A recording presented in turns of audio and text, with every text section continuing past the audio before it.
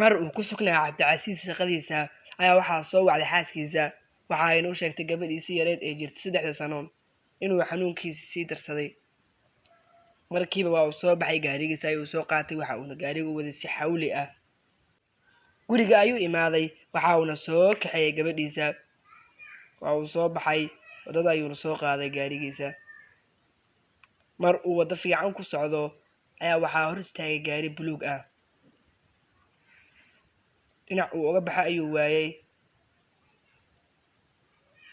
calaamad ayuu u diray si uu uga leexdo gaariga, balse markastuu gaarigu ku soo dhawaado wuxuu ku cariirinayaa wadada. Cabdicasiis aad ayuu u carooday, gabadhiisana waa ay ooneysay, weliba oohin qalbiga taabanaysa. xaaskiisana waxay ku haysay gaariga xoog u wad, balse ninkii gaariga buluug watay ayaana u saamaxin inuu wadada maro. markasta uu gaariga aayar wadana asna aayar ayuu oola wadaayay, hadduu xoog wadana sidoo kaleeto.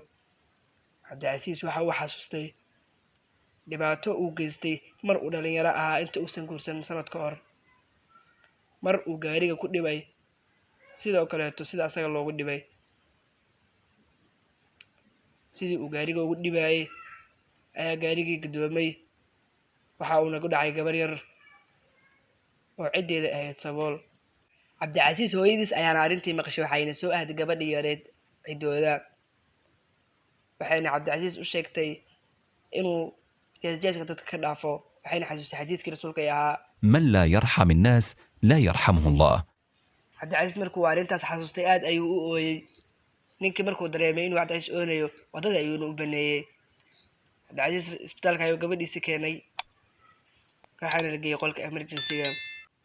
3 maalin kadibna Cabdicasiis waxa uu aaday ciddii uu gabadha sababta u ahaa inay ka dhaawacmato.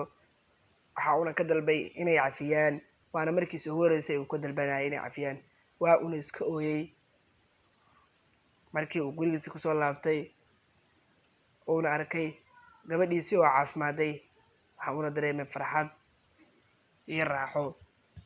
fadlan waxaan kaa codsanaynaa haddii aad channelka ku cusub tahay subscribe saar, sidoo kale videogan like ha ka hilmaamin. waxay la tahay wax weyn inaad ka faa'iiday.